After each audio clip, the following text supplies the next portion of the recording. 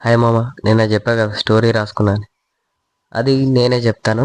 ఎట్లా అంటే అందులో టూ క్యారెక్టర్స్ ఉంటాయి. ఒకటి నేను, ఇంకోటి నా అంతరాత్మ అని. అంటే జనరల్గా మనతో మనం మాట్లాడుకుంటాం కదా, అలా ఆ క్వశ్చన్స్ నేనే అడిగి ఆన్సర్స్ కూడా నేనే చెప్తాను. మీకు కూడా ఛాన్స్ ఉంది. మీకు ఏమైనా క్వశ్చన్స్ ఉంటే ఖచ్చితంగా అడగండి. అది నేను కొటేషన్ రూపంలో, ఖచ్చితంగా మోటివేషన్ రూపంలో సమాధానం చెప్తాను. కవిత్వం రూపంలో, ఎలాంటివైనా సరే. నిన్నటి దాంట్లో ఫస్ట్ టాపిక్ ఏంటంటే ప్రేమ. అసలుకి లవ్లో బ్రేకప్ ఎందుకు అవుద్ది, బ్రేకప్ అయిందని చాలామంది బాధపడుతుంటారు.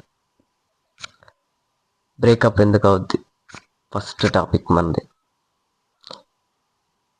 ఎందుకు అవుద్ది అంటే ఫస్ట్ రీజన్ వచ్చేసి అతిగా ప్రేమించడం. ముఖ్యంగా మెయిన్ రీజన్ అయితే అది, అతిగా ప్రేమించడం. సెకండరీ ఏంటంటే రాసుకున్నాను, కింద చూస్తున్నాను అని ఏదనుకోకండి. రెండోది, రిలేషన్షిప్లో మనం ఎంత జెన్యున్గా ఉన్నామా లేదా అనేది మనల్ని మనమే కాదు, మనతో పాటు ఉండే అంటే సెకండ్ రిలేషన్షిప్లో ఉండే రెండో పర్సన్ కూడా ఉండాలి. మనం ఒక్కరమే జెన్యున్గా ఉంటే అవతల వాళ్ళు లేకపోతే ఖచ్చితంగా బ్రేకప్ అవుద్ది. థర్డ్ వన్, ఎలా అంటే మనం తన మీద ఉన్న ఫీలింగ్ని ఇంకొక అమ్మాయి మీదకి మనకు ఖచ్చితంగా మారదు. ఒక అబ్బాయికి అయితే మ్యాక్సిమం అలాంటి ఫీలింగు, అలాంటి ఆలోచన కూడా ఒక అమ్మాయి మైండ్లో ఉంటే కూడా రిలేషన్షిప్ ఖచ్చితంగా బ్రేక్ అవ్వదు.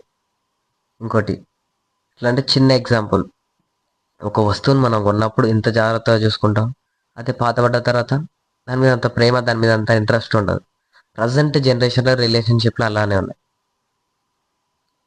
ఇవన్నిట్లో ఏదైనా ఒక తప్పు చేస్తే ఖచ్చితంగా రిలేషన్షిప్ బ్రేక్ అయిపోద్ది. ఇవన్నిట్లో జెన్యున్గా ఉన్నవాడు ఖచ్చితంగా ఏడుస్తూ కూర్చుంటాడు. కానీ అలాంటి వాళ్ళ కోసం నేను ఒక్కటే మాట చెప్తున్నా, ఇవన్నిట్లో జెన్యున్గా ఉన్నావంటే నీ ప్రేమను పొందే అదృష్టం వాళ్ళకి లేదు. వాళ్ళు వదిలేస్తారు, అది బాధపడ్డం కాదు.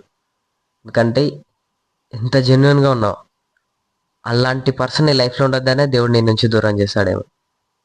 అంతకన్నా బెటర్ పర్సన్ ఖచ్చితంగా నీ లైఫ్లోకి వస్తారు. ఇలాంటి ప్రేమ గురించి ఆలోచించడం కాదు కదా, జస్ట్ దాన్ని తలుచుకోవడం కూడా టైం వేస్టే అంటా నేనైతే. మరి మీరేమంటారో కామెంట్లో చెప్పండి. ఉంటా మరి, బాయ్. మరో టాపిక్తో రేపు వస్తా.